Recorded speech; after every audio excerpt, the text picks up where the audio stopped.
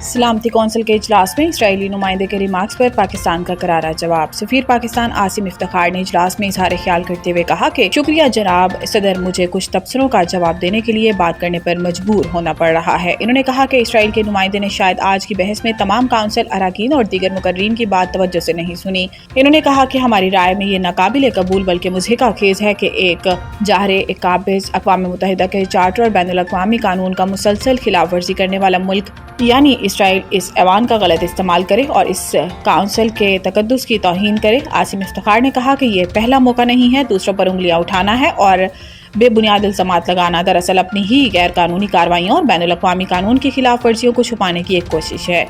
इन्होंने कहा कि इसराइल ने गैर मुतल्लका वाक़ये का हवाला देना भी ज़रूरी समझा और पाकिस्तान के बारे में गुमराहकुन रिमार्क्स दिए ताकि अपनी ही गैर कानूनी कार्रवाइयों और बैनुल अक़वामी कानून की खिलाफ वर्जियों को दुरुस्त साबित कर सके।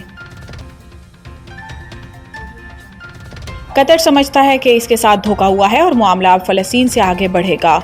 वज़ीर दिफा ख्वाजा आसिफ का कहना है कि कतर समझता है कि इसके साथ धोखा हुआ और कतर में यह एहसास है कि मामला अब फ़लस्तीन से आगे बढ़ेगा। वज़ीर आज़म के हमरा अमीर कतर से मुलाकात में मौजूद वज़ीर दिफा ख्वाजा आसिफ ने गुफ्तगू करते हुए कहा कि कतर पर हमले के मामले पर सदर ट्रंप की नाराज़गी काफ़ी नहीं है। अरब ममालिक को अब यह एहसास हो रहा है कि अमेरिका की पहली और आखिरी तरजीह इसराइल है। ख्वाजा आसिफ ने कहा कि कतर समेत पूरी अरब दुनिया ये समझती है कि उनके साथ धोखा हुआ और वहाँ ये एहसास पाया जाता है कि मामला अब सिर्फ फ़लस्तीन तक महदूद नहीं रहेगा बल्कि आगे बढ़ेगा। ये मसला मुस्लिम उम्मा को हल करना पड़ेगा। इनका कहना था कि अगर खित्ते में अमन कायम हो जाए तो इसराइली वज़ीर आज़म नेतन्याहू एक दिन के लिए भी इक़्तिदार में नहीं रह सकते। जब तक जंग जारी रहेगी नेतन्याहू इक़्तिदार जीतता रहेगा।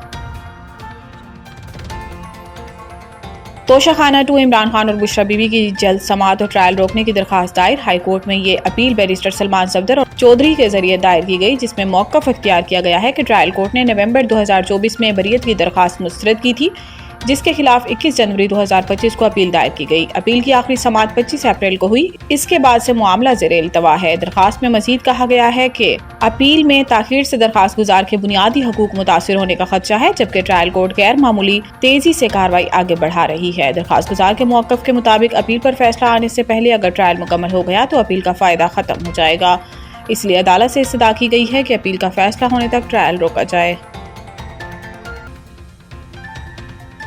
वज़ीर आज़म ने सैलाब-ज़दा इलाकों के बिजली बिलों में रिलीफ के लिए IMF से राब्ते की हदायत कर दी। ज़राए का कहना है कि वज़ीर आज़म ने वज़ारत ख़ज़ाना के हुक्काम को सैलाब-ज़दा इलाकों में रहने वाले अफराद के बिजली बिलों में एक माह के अस्तस्ना पर IMF से राब्ते की हदायत की है। ज़राए के मुताबिक वज़ीर आज़म ने इस मौका पर कहा कि वज़ारत ख़ज़ाना अब IMF के साथ इस मुमकिन रिलीफ से बातचीत करे। बातचीत का मकसद सैलाब-ज़दा इलाकों में लोगों को फौरी रिलीफ दिया जा सके। ज़राए ने बताया कि शहरों या देहात ये रिलीफ पूरे पाकिस्तान के सैलाब-ज़दा इलाकों में दिया जाएगा। इससे काबिल चेयरमैन PP बिलावल भुट्टो ने भी हुकूमत से सैलाब मुतासरा इलाकों में किसानों के बिजली बिल मुआफ़ करने का मुतालबा किया था। ताहम वज़ीर आज़म ने सैलाब के सबब मुल्क में ज़रई और मौसमियाती एमरजेंसी नाफिज करने का ऐलान किया है।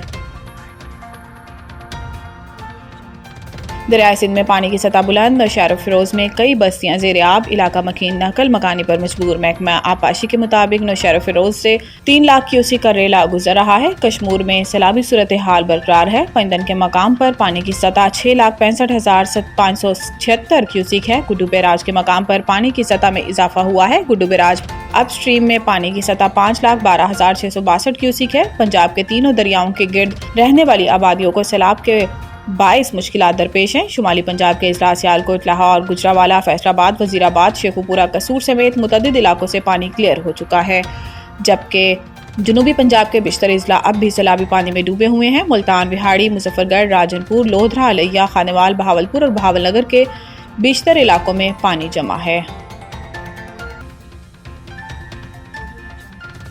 एशिया कप T20 पाकिस्तान अपना पहला मैच आज ओमान के खिलाफ खेलेगा। ओमान के खिलाफ पाकिस्तान के मैच को भारत के खिलाफ इतवार के बड़े मुकाबले से कबल वार्म अप के तौर पर देखा जा रहा है। इस मैच से कबल पाकिस्तान क्रिकेट टीम के हेड कोच माइक हसन ने दुबई की पिच का मुआयना किया और प्रेस कॉन्फ्रेंस से उसे बैटर्स के लिए साजगार करार दिया। हसन का कहना था कि पाकिस्तानी टीम में मल्टी स्किल्स खिलाड़ी मौजूद हैं। दूसरी जानिब ओमान की टीम के कप्तान जदेंद्र सिंह ने प्रेस कॉन्फ्रेंस में कहा कि पाकिस्तानी टीम का ओमान से कोई मुकाबला नहीं है, मगर T20 फॉर्मेट में कुछ भी हो सकता है। उनका कहना था कि एशिया कप में बड़ी टीमों के खिलाफ खेलना ओमान के लिए एक मौका है।